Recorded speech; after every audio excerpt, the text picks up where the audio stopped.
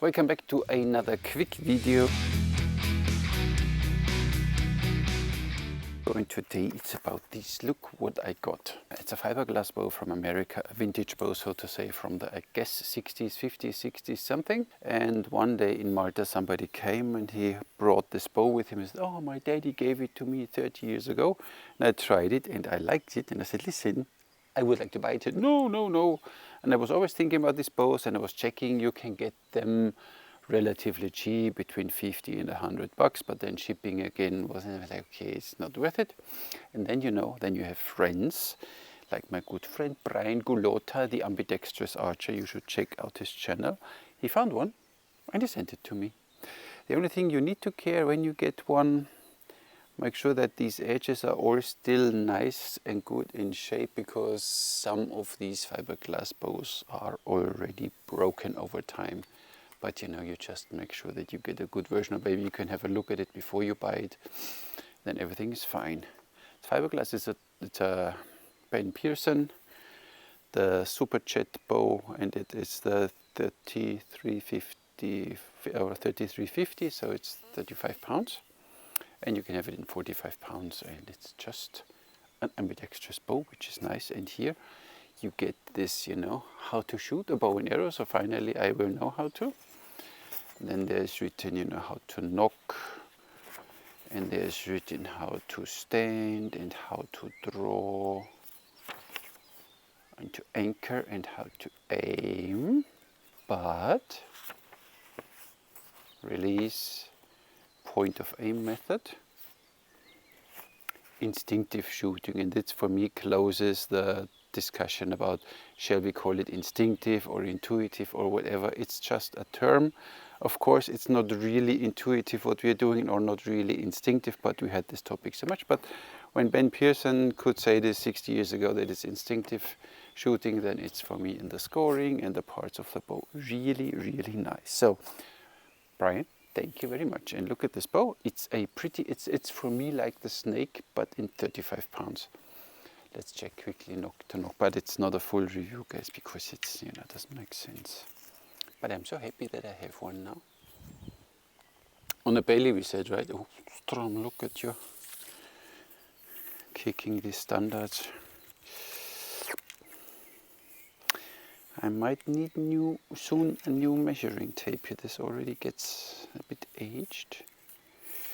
So this bow has 60 inches, 60.5 inches from nock to nock, which is just fine. Snake has 60 inches from nock to nock. Look at this nice one piece. Color is a matter of taste. I wish there would be some other color, but it's fine. And the one thing they could have done, in my opinion, is make this arrow pass here a bit more, you know, like a small bump in the middle.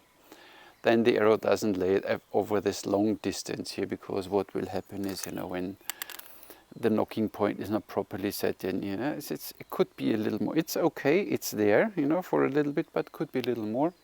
But that's my only gripe I have so far with this bow. And I don't know which arrows to shoot with it, but it's fine. So, stringy, easy. And I think many of you in America had one of these, or still have one of these bows at home, and it was your first bow. So I really would like to hear all your stories down in the comments section of your journey or your history with this bow. It's really, and then you can shoot, of course, your 3 fingers. Works just nice. So then maybe a knocking point would be preferable. 28 inches, no problem. These arrows are most probably not working. Went a little to the left, but you know, I'm not a 3-finger shooter. Handle feels really great, so you can hold the bow like this or like this, how you want. Oh, still to the left. Such a bad shot today, huh? Yeah, then a group to the left. Then, of course, you could say these are 29 inches. Yeah, would it work for some release? Yes, only not too much torque, because when you torque here you can bounce the arrow away. But this works just fine. 29 is fine. Look at this. Nope. Almost splitting arrows here. It's such a fun shooter. Look at this. And then of course you can take way too weak. These are the 1000 grain, 29 inches. Oh, hear that? They are too weak. You hear that they kick on the bow. Even torque doesn't help, so they are too weak for this bow, obviously. But you can make it work. It's fine. See a little hit, and it works just fine. It's such a nice bow. Let's try some 30-inch arrows, huh? Yes. They are 30 inches, still from the starter set. The 1000 spine from Niora. 30 inches, just nice. Look at this. The arrow is a little lightweight, so you feel it a little in the hand, but I don't mind with a fiberglass bow, and it's totally no problem. Nice. So let's go for distance. The wood arrows go a little to the left, and you really most probably need a knocking point for that. See, I shoot to the right and they still go to the left, so it's not, they are not really working.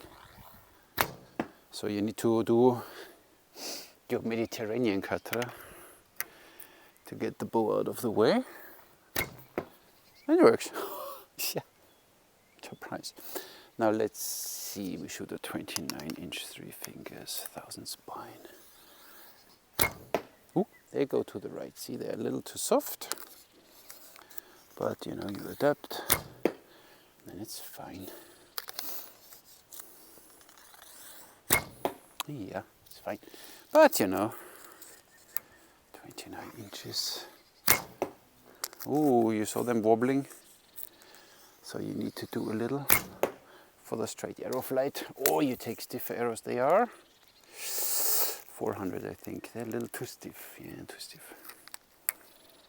But hey, you know. Oh, see how stiff. So. And wobbly, so you really need a knocking point. That's why I think it would be nice to have here a smaller arrow rest, and then a knocking point, and everything is fine. And a 30-inch 1000 spine. Hey, yeah, even if they wobble. Look at this, get used to it. Nice, huh? Not expensive, especially in America, because I don't have a lot of money to pay for shipping. I might mod it here and make a small, whatever kind of bump, or I cut this rubber off here that have a small arrow, a bump here. Then this bow just does the job. 8 arrows out of the hand, so you see the curve of the bow nicely. 30-inch. Nice, and you hear the kick more better. 29-inch, it's fine too. 29, 30, nice. 29, 29. So I'm tempted to do a little torque, but then the arrow directly goes off. So he only forward cutter if you have to. 400 spine a little too stiff. But oh, silent flight, silent night. Bad shot. So, knocking point and arrow rest, you need to set this up, otherwise the arrows fly a bit unpredictable. For the rest, this bow is really 1, 2, 3, 4, 5, 6, 7. 6-7 seconds for a fiberglass bow. You have this big massive handle, you don't feel a lot of it, so it's really well made. So at this time they really knew how to build nice bows, and it still works, shoots nicely. Let's have some fun, shall we? I mean, what can you do?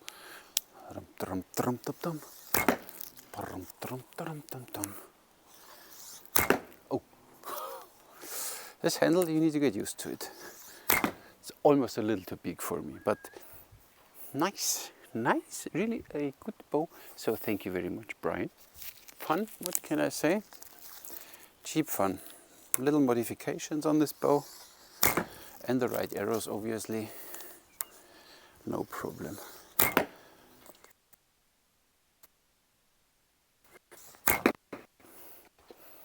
You can shoot groups with it. This bow does everything you want. Really cool. Only sad that they don't make them anymore. They could make them now in black or something, you know, in a nice color, or in a gray, or maybe bicolor. You know, back black and belly white or something. You know, like something nice. Bit heavy, but nice. Getting dark already. Look at this. So.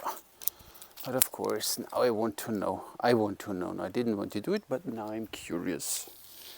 Curious Joe. Too close. So, with the 30 inches, there are 250 spine, grain, 142, 148, 152. Let's see if we can get more out of it. A bit forward cutter, 151, no. 149, no. Could throw a bit more.